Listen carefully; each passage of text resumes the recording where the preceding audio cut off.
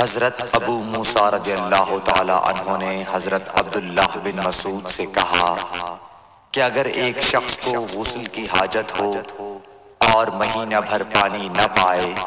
تو کیا وہ تیمم کر کے نماز نہ پڑھے؟ شفیق کہتے ہیں کہ حضرت عبداللہ بن مسعود نے جواب دیا کہ وہ تیمم نہ کرے اگرچہ وہ ایک مہینے تک پانی نہ پائے اور نماز موقوف رکھے۔ ابو موسیٰ نے اس پر کہا کہ پھر سورہ مائدہ کی اس آیت کا کیا مطلب ہوگا؟ اگر تم پانی نہ پاؤ تو پاک مٹی پر تیمم کر لو۔ حضرت عبداللہ بن مسعود بولے کہ اگر لوگوں کو اس کی اجازت دے دی جائے تو جلد ہی یہ حال ہو جائے گا کہ جب ان کو پانی ٹھنڈا معلوم ہوگا تو وہ مٹی سے تیمم ہی کر لیں گے۔ اعمش نے کہا میں نے شفیق سے کہا تو تم نے جنبی کے لیے تیمم اس لیے برا جانا؟ انہوں نے کہا ہاں۔ پھر حضرت ابو موسیٰ اشعری رضی اللہ تعالیٰ عنہ نے فرمایا کہ کیا آپ کو حضرت عمار کا حضرت عمر بن خطاب رضی اللہ تعالیٰ عنہ کے سامنے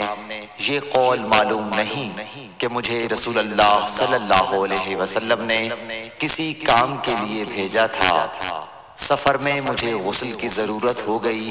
لیکن پانی نہیں ملا، اس لیے میں مٹی میں جانور کی طرح لوٹ پوٹ لیا۔ پھر میں نے رسول اللہ صلی اللہ علیہ وسلم سے اس کا ذکر کیا تو آپ نے فرمایا کہ تمہارے لیے صرف اتنا کرنا کافی تھا، اور آپ نے اپنے ہاتھوں کو زمین پر ایک مرتبہ مارا، پھر ان کو جھاڑ کر بائیں ہاتھ سے داہنے کی پشت کو مل لیا یا بائیں ہاتھ کا داہنے ہاتھ سے مسح کیا، پھر دونوں ہاتھوں سے چہرے کا مسح کیا۔ عبداللہ نے اس کا جواب دیا کہ آپ عمر کو نہیں دیکھتے کہ انہوں نے عمار کی بات پر قناعت نہیں کی تھی؟ اور یعلی بن عبید نے اعمش کے واسطے سے شفیق سے روایت میں یہ زیادتی کی ہے کہ انہوں نے کہا کہ میں عبداللہ اور ابو موسیٰ کی خدمت میں تھا،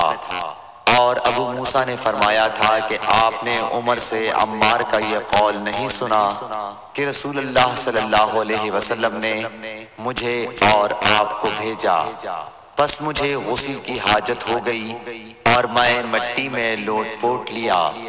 پھر میں رات رسول اللہ صلی اللہ علیہ وسلم کی خدمت میں حاضر ہوا